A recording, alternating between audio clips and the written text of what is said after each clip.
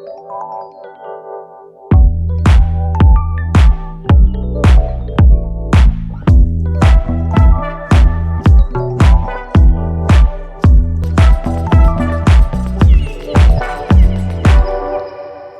everyone, my name is Anthony Maslo of The Boy Who Cried Flowers. Thank you so much for tuning in, and I want to say a special thanks to Mayesh for providing all the product today, my team, Claire, Anna, and Fallen.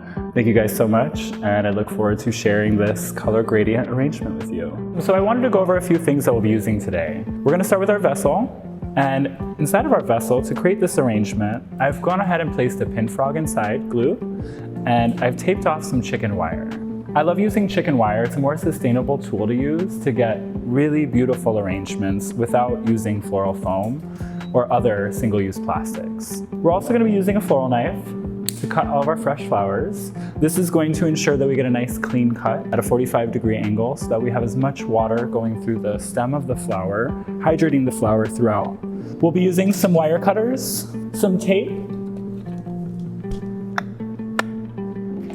and for some of our larger pieces, we'll be using some branch snips. So at first, I'm going to start with some more linear pieces. I'm going to get started on the shape of my arrangement. And I'm just going to take a look at the stems that I have and decide which one I want to utilize to make sure that it creates the most beautiful shape for me. And the flower I'm using right now is Snapdragon. What's so cool about this flower is if you get close, you can pinch these sides and they open.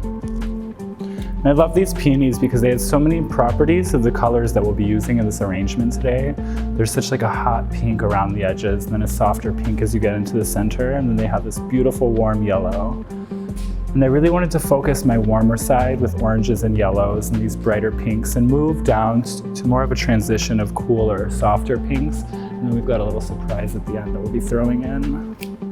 I like to have my arrangement moving at all times. This helps me focus on what I'm looking at, helps me see any negative space that I want to enhance, any negative space I might want to fill. It's a really good habit to be able to step away from your work, take a look at it, and then make your next decision.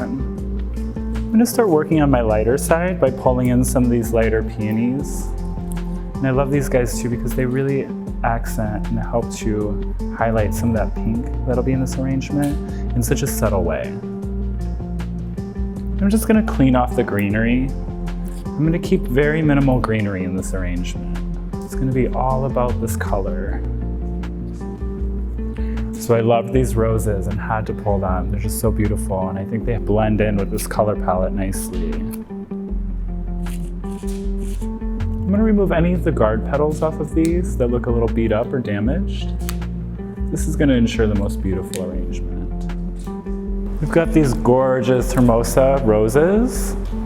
And I love these because they've got such gorgeous big petals.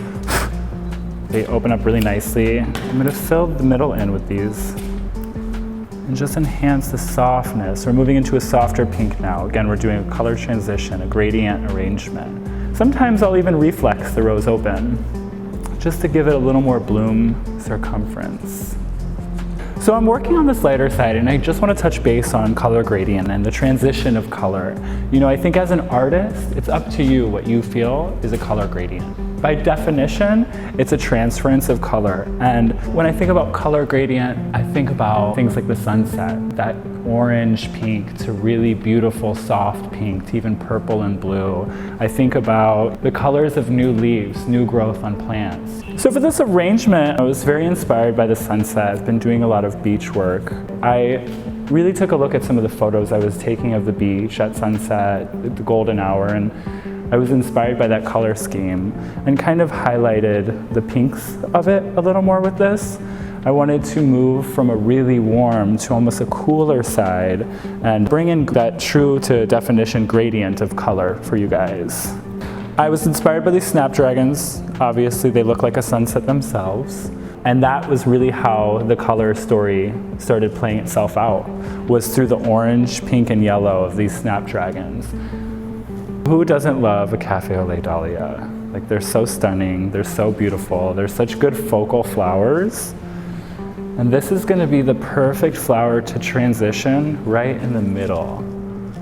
I'm gonna use this guy to highlight the softness, but also warmth. Also, when you're working on your arrangement, never be afraid to take a stem out.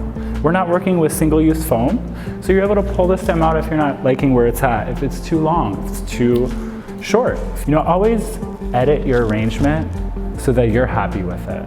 If you're happy with it, your client's gonna love it. So a little bit about me. I am, again, Anthony Maslo. I have been doing flowers for just a few years. I'm a little new to the industry. I've taken a lot of formal training as well as freelanced with a lot of LA's top designers and flower companies. I find my inspiration in so many different places.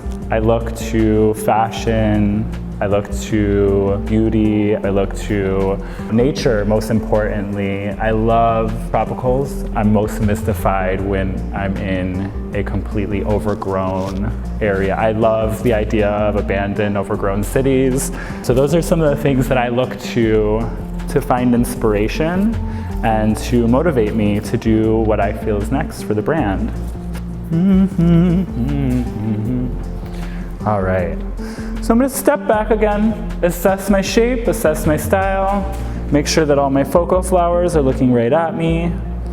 And now I'm going to go in, I'm going to start filling in any holes, and I want to bring some more gestural movement and texture into the side. And I am going to just take this Lysianthus, I've reflexed it open a little bit, and again, this is another perfect one growing straight towards you. And I want to just have this one dancing right above the flowers on this cooler side. I'm gonna work with threes with this. I'm gonna have 3 of them poking out. So these have been dyed. These are sweet pea, and they're a really soft, lacy, textural element.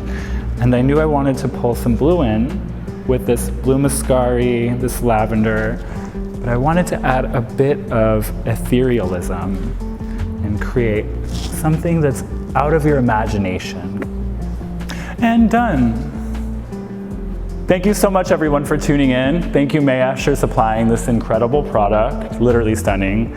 Thanks Fawn, Claire, and Anna of my team helping shoot and direct this entire video for you guys. I'd love to hear what you guys have to say about the video. I'd love to hear what you'd like to see in the future. Feel free to swing by the Instagram page, The Boy Who Cried Flowers, to talk to us and show us what you've been up to. Thanks guys.